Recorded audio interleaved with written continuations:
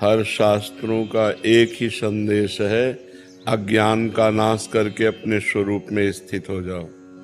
अर्थात भजन करके भगवत प्राप्त हो जाओ, भक्ति में भजन करके भगवत प्राप्त हो जाओ, ज्ञान में अज्ञान का नाश करके अपने स्वरूप में स्थित हो जाओ, अष्टांग योग में अपनी चित्तवृत्ति का निरोध करके परमात्मा प्राप्त हो जाओ।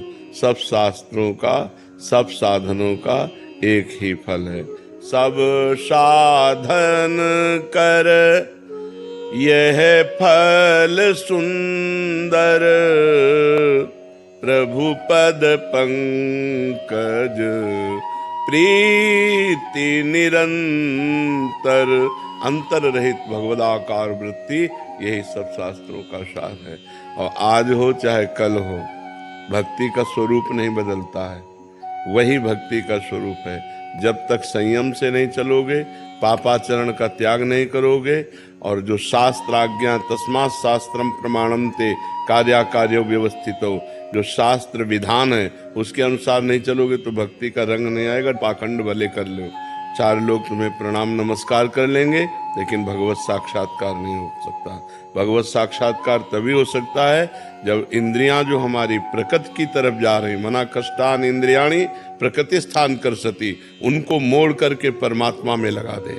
जितेंद्री हो, श्रद्धावान हो, निरंतर भजन परायण हो, सब कुछ प्राप्त हो जाएगा।